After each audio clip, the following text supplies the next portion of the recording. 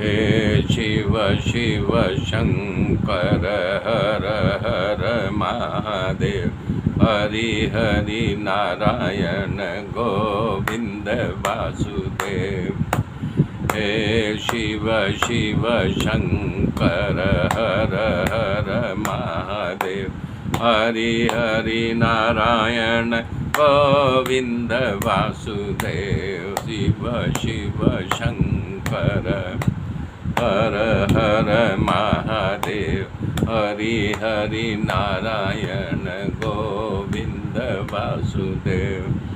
हे शिव शिव शंकर हर हर महादेव हरि हरि नारायण गोविंद वासुदेव। ओम नमो भगवते वासुदेवाय। ओम परमात्मने नमः। मेरे मित्रों, सुनीति कह रही है ध्रुव से कि बेटा, अगर तुझे गोद में बैठना ही है तो भगवान के गोद में बैठ। उनकी गोद में बैठने के संसार की जितनी भी कामनाएं हैं सब पूर्ण हो जाती है।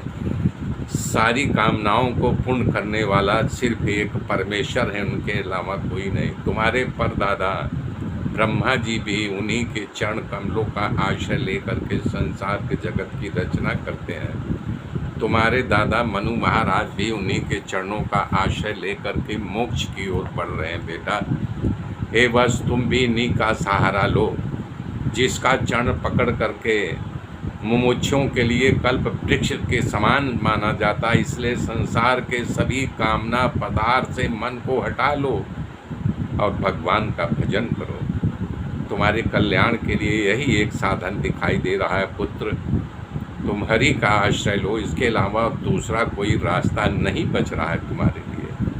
हे पुत्र सुनो, जिसको प्रसन्न करने के लिए ब्रह्मा जी दिन रात लगे रहते हैं, लक्ष्मी जी कमल का फूल ले करके हरि हरि करते उनके पीछे भागती रहती है। इस तरह से माता सुनीति ने ज्ञान दिया ध्रुव जी को। ध्रुव जी माता जी से पूछा कि हे माँ, मैं भगवान का भजन करने के लिए वन में जाऊँ?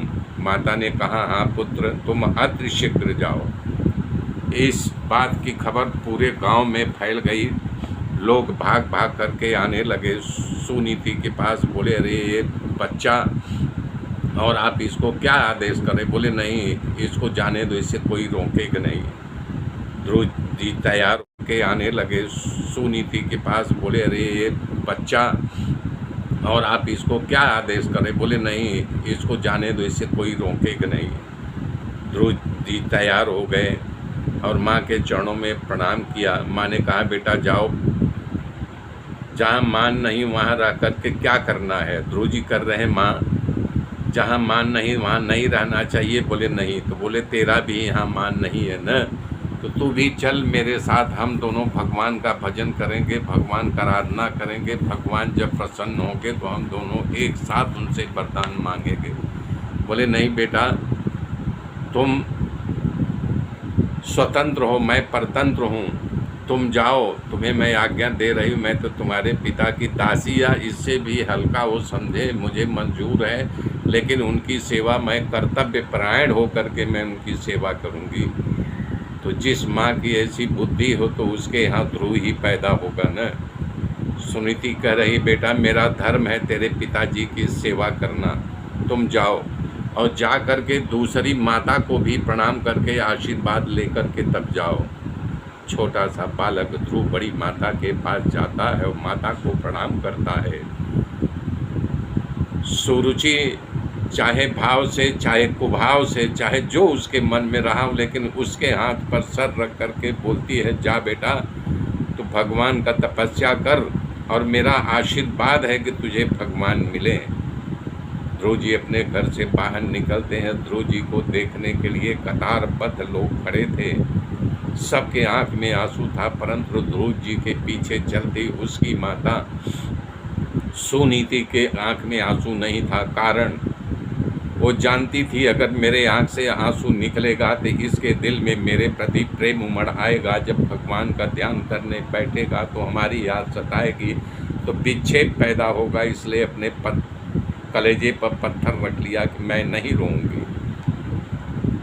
बता रहे हैं नियम है, जिसके साथ खूब प्रेम होता है वो बार बार याद आता है ना। आप लोग खुद सोचिए, जिसे प्रेम करते हो बार बार उसकी याद आती रहती है।